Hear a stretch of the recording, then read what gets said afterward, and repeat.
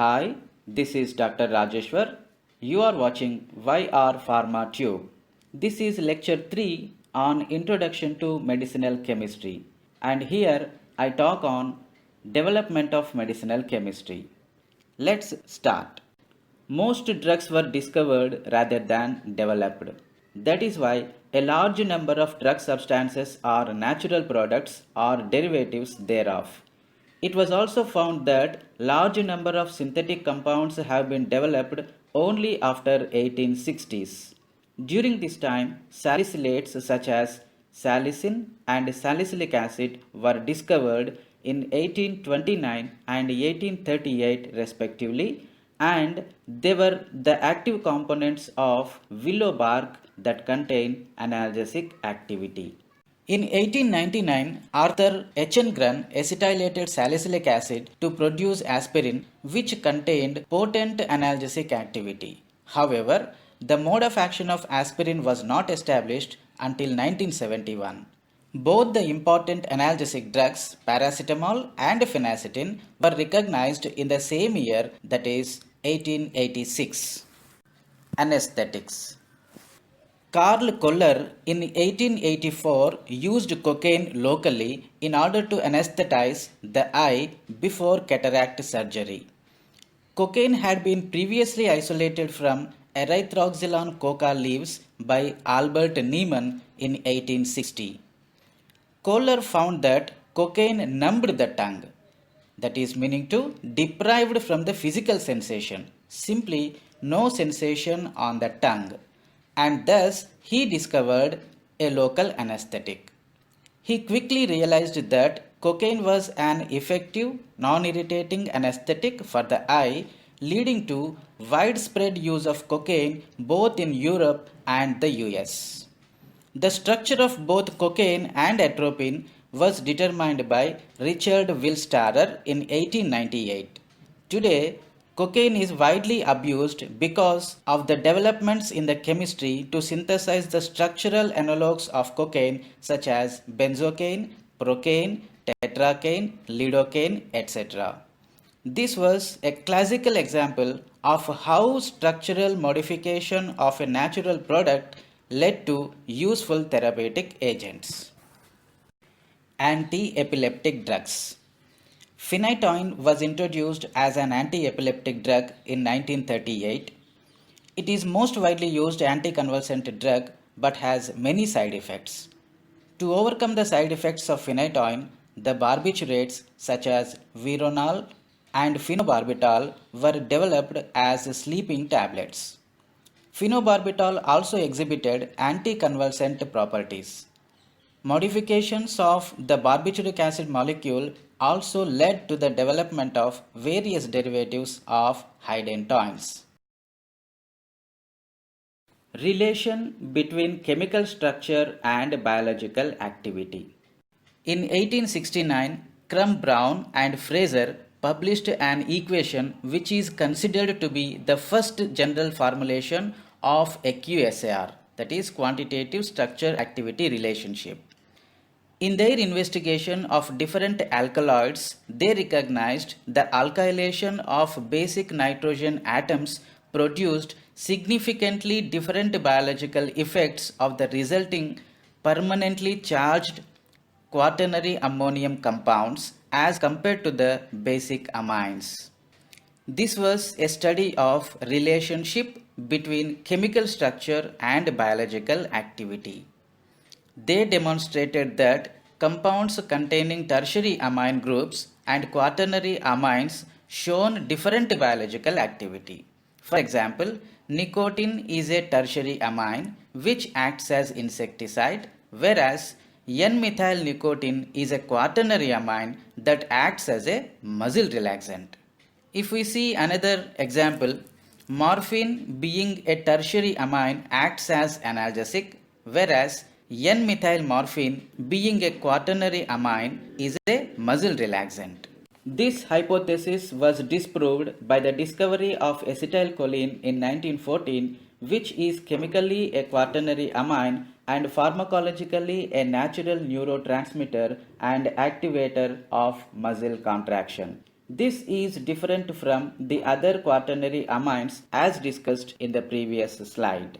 Barger and Dale in 1910 examined the response of various tissues to acetylcholine agonists and showed that there were different receptor subtypes, some responding to muscarine and others to nicotine. At this time, it was understood that specific chemical groups or nuclei that are rings were responsible for specific biological effects. This led to the postulation that one chemical group gives one biological action.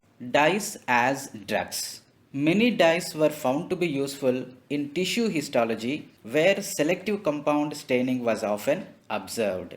This differential effect, observable under a microscope, led Dr. Paul Ehrlich to propose the existence of different chemoreceptors in cells which might be exploited to cure diseases, thus laying the theoretical groundwork for all modern chemotherapeutic agents.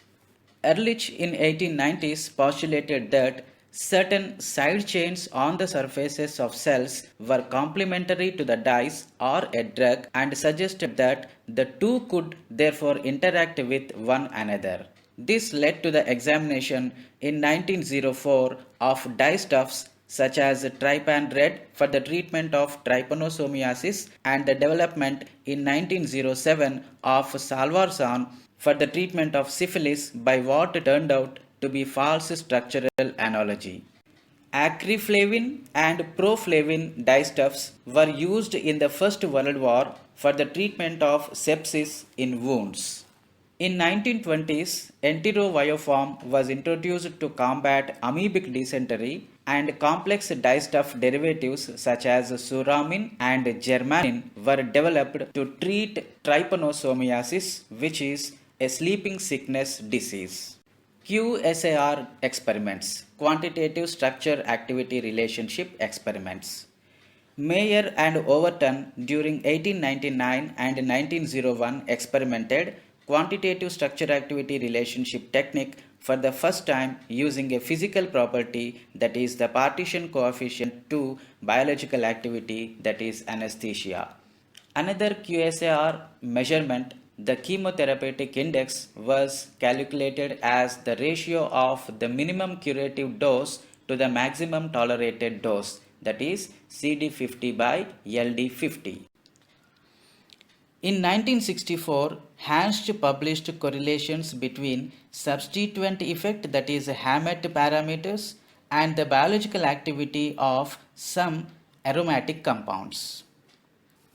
Biological activity 1 by C is equal to the function of the different parameters, in which the activity is normally expressed as log 1 by C, where the C is usually the concentration, the minimum concentration required to cause a defined biological response. These QSAR began to provide framework for the systematic development of drugs and for decisions to be made in the planning of a research program. Synthetic antimalarials such as pamaquine, mepaquine, and later chloroquine and paludrin were introduced as quinine replacement. Antibacterial agents. Gerhard Domack in 1935 discovered the antibacterial action of the sulfanilamide, which is obtained from a red colored dye, that is prontosil, from which the important family of sulfonamide antibacterial agents were developed. This led to the synthesis of several sulfonamide antibacterial agents. In 1940, Woods demonstrated that PABA, para-aminobenzoic acid, and sulfanilamide both have similar functional groups and physicochemical properties, but sulfanilamide acts as an antagonist, that is anti-metabolite, to para-aminobenzoic acid metabolism in bacteria. Antibiotics. With the first successful clinical trial of crude penicillin 1941 and the requirements of Second World War time, there was a need for new antibiotics that continued into the 21st century. The introduction of penicillin in the 1930s, which began the era of antibiotics, has been recognized as one of the greatest advances in the therapeutic medicine. Since their discovery in the 1930s, antibiotics have made it possible to cure diseases caused by bacteria such as pneumonia, tuberculosis, meningitis, etc., saving the lives of millions of people around the world. Alexander Fleming in 1929 discovered penicillin from a fungus Penicillium notatum that inhibited the growth of Staphylococcus and saved millions of lives from several diseases. Chain, Florey, and Heaton during 1941 to 1941 isolated the first antibiotic benzyl penicillin, that is penicillin G. The beta lactam structure in penicillin was established after considerable chemistry work.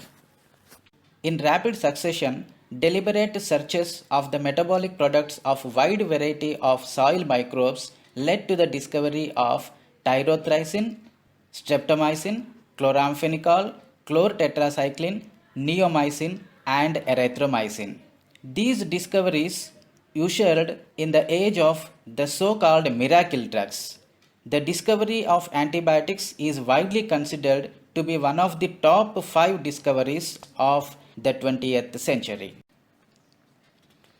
Several different aspects of medicinal chemistry developed in parallel through the second half of the 20th century.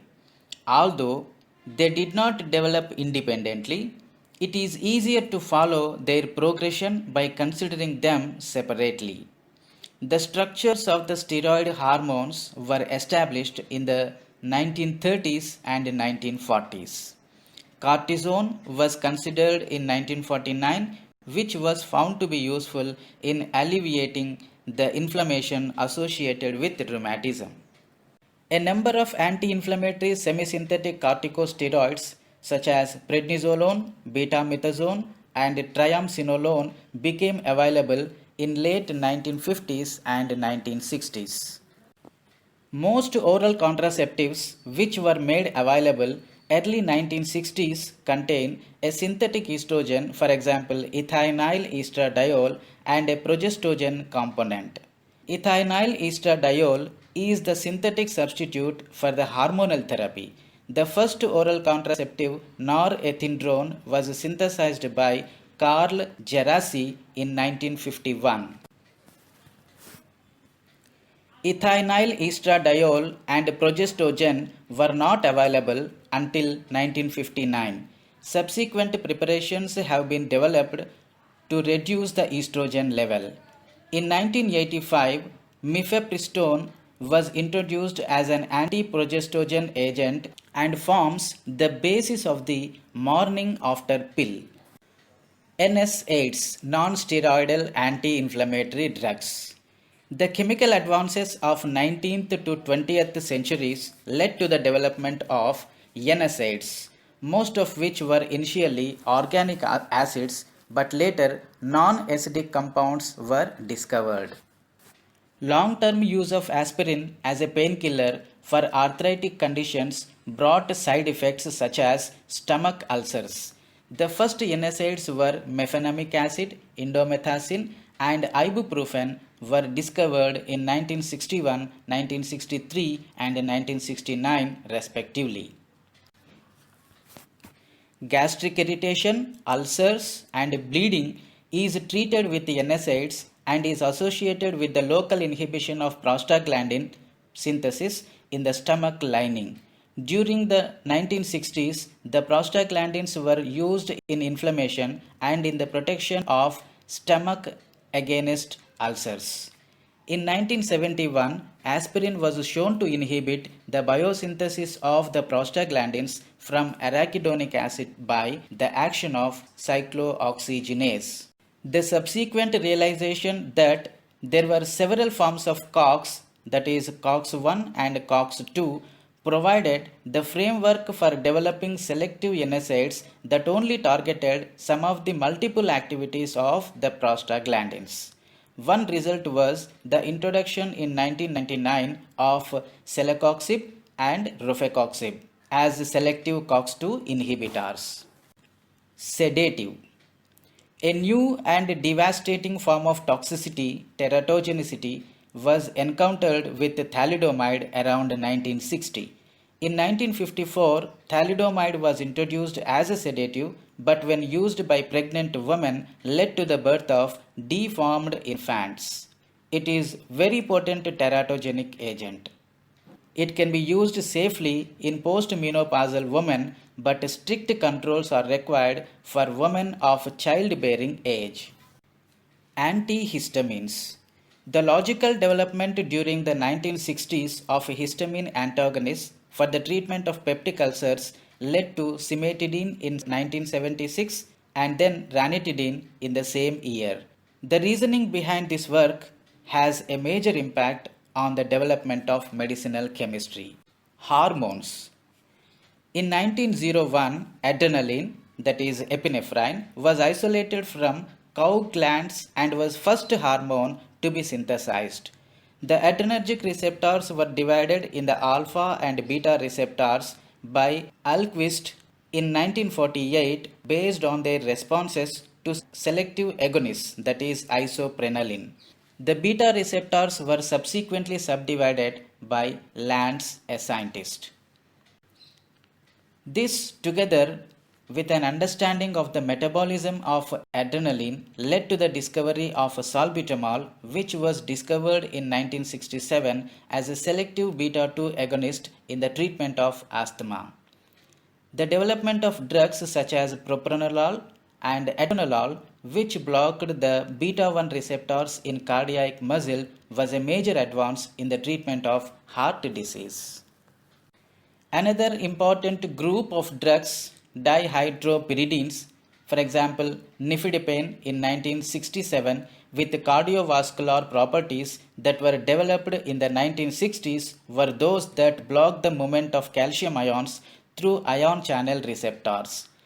Angiotensin converting enzyme, that is ACE inhibitors such as captopril and enalapril, are further valuable antihypertensive agents.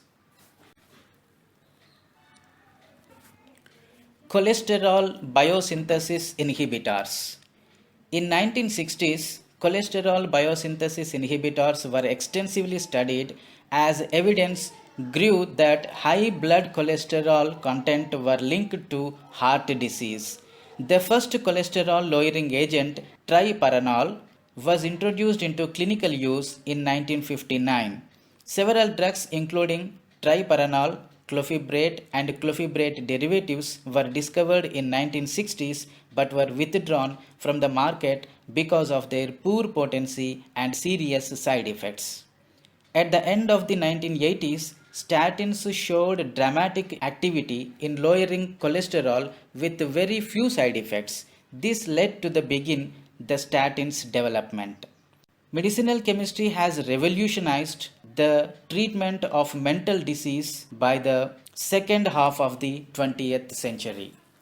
A number of antidepressants and antipsychotic agents were developed in the 1950s, including the phenothiazine, chlorpromazine, the tricyclic compounds such as imipramine, and the butyrophenones such as haloperidol. The benzodiazepine tranquilizers such as Librium and Valium were forerunners of a large family of drugs. The discovery in 1950 that a dopamine deficiency was associated with the neurodegenerative disease known as Parkinson's disease led to various strategies to overcome this dopamine deficiency. Unfortunately, just administering dopamine was unsuccessful because it did not reach the brain. However, a successful treatment made use of its biosynthetic precursor, that is levodopa. Dopa decarboxylase inhibitors such as carbidopa were developed to increase the amount of L-dopa reaching the brain by preventing its decarboxylation before it reached the blood-brain barrier. Dopamine agonists such as pergolide and ropinirole and inhibitors of dopamine metabolism such as tolcapone have provided other methods of treatment, whereas diminished dopamine levels have been associated with neurodegenerative diseases, excessive responses to dopamine, and Other neurotransmitters are associated with different conditions. Some aspects of depression had associated with reduced levels of a neurotransmitter that is serotonin. This had culminated in the development of selective serotonin reuptake inhibitors such as fluoxetine, paroxetine, sertindole, and olanzapine. A major problem associated with the treatment of many infectious diseases has been the development of resistant organisms. This has been found with bacteria, viruses, and parasitic organisms. Strains of Staphylococcus aureus that were resistant to the natural penicillins were already starting to appear by the late 1940s. The penicillins that were used in the late 1940s and 1950s also had problems of stability associated with them. A significant step forward came in 1959 when methods for the commercial isolation of the 6-APA, that is 6-aminopenicillinic acid core of the penicillins were developed. This permitted the synthesis of a range of semi-synthetic penicillins with enhanced stability and activity. Methicillin, ampicillin, and amoxicillin were introduced for this purpose. Cephalosporins such as cephaloridin, cephalexin, and cefaclor were identified with more stability and resistance from penicillins. The development of resistant strains of bacteria possessing beta lactamases that degrade the penicillins has become a serious problem. The combination of a beta lactamase inhibitor, clavulanic acid, with a penicillin, amoxicillin is an antibiotic preparation known as augmentin, was one of the useful approach to overcome the problem. However, methicillin resistant strains of Staphylococcus aureus, that is MRSA, are an increasing problem. Although these may be combated with a different type of antibiotic, that is vancomycin, strains that are resistant even to this antibiotic are beginning to appear. Although a very considerable amount of time and effort was expended in the early antibiotic discovery in 1940s, only very few antifungal agents entered clinical practice. Perhaps the first antifungal drug, griseofulvin, was launched in 1958, was originally reported in 1939 for the treatment of skin infections. Its non-polyene structure was defined in 1952, and even today it is still in clinical use against dermatophytes, the only class of fungi that it is active against. Long-term treatment is necessary due to its insolubility property. Several sterol component of the fungal cell wall was inhibited by synthetic azoles like miconazole, ketoconazole, and fluconazole. A virus is much smaller than a bacterium or fungus and requires host cell for its replication. Therefore, bioassay of antiviral drugs was more difficult until cell culture techniques were developed. It was realized that biological systems would recognize the base and not the moiety. Chemists began to substitute the regular pentoses with a cyclic sugar entity and with cyclic sugars with unusual substituents. These experiments led to a vast number of derivatives that were tested extensively as antiviral and anti-tumor agents. A very large number of substituted nucleotides varying the base and the sugar moieties, including molecules that were acyclic, leading to the very well-known antiviral agents acyclovir and its later prodrug derivatives and azidothymidine. Acyclovir was discovered in 1981 and found to be active against the herpes virus. In 1987, azidothymidine was recognized to combat HIV/AIDS disease. Although a significant number of antiviral vaccines have either been approved or are used in clinical trials for a variety of viral diseases, small molecules based upon modified nucleosides are still being approved by either the FDA or European Medicines Agency. More recently, in 1999, zanamivir and oseltamivir have been developed for the treatment of flu. In 2001, tenofovir disoproxil fumarate, a prodrug of tenofovir, was approved for the treatment of HIV and pre-registered for the treatment of hepatitis B. In late 20th century, an important change in the bioassay of drugs involved the development of receptor and enzyme bioassays and the use of cell culture techniques. Many of the screens are very rapid and can cope with a large number of samples. HTS, that is high throughput screening, has changed the scale and rate at which compounds are produced for bioassay. Cancer chemotherapy had developed, shifting from using animal models to in vivo and in vitro cell lines associated with particular tumors. Many of the early drugs were alkylating agents developed from the chemical warfare agent, that is mustard gas. The products from electrolysis using platinum electrodes in 1960 slowed down the growth of bacteria, led to the development of the anti-tumor drug, that is cisplatin. Sulfur and nitrogen mustard gas were used by the Germans as an offensive weapon during World War I and II, which showed that these toxic agents, that are gases, had destroyed the WBCs, white blood cells, and led to the discovery of drugs used in cancer or leukemia therapy. In early 1960s, cisplatin was discovered by Barnett Rosenberg and found its effect in cell division, which prompted to test for tumors in mice. It is now the gold standard against which new medicines are compared. It was first synthesized in 1845. Structure was elucidated by Alfred Werner in 1845, and in 1960s observed the compound's activity in cell division, which prompted to test against tumors in mice. George Hitchings et al. In 1988 hypothesized that blocking the biosynthesis of DNA using antimetabolites such as methotrexate can stop bacterial or tumor cell growth. Vincristine and vinblastine, the vinca alkaloids, were successfully isolated from the vinca plant, that is Vinca rosea, for the tumor inhibitory activity. Monroe E. Wall and Masuk C. Vani discovered paclitaxel, that is Taxol, in 1963 from the Pacific yew tree Taxus brevifolia. The extracts showed potent anti-cancer activity, and in 1967 Wall et al. Had isolated the active ingredients. In 1971 they established the structure of the compound. Susan Horwitz studied the mechanism of Taxol that kills the cancer cells.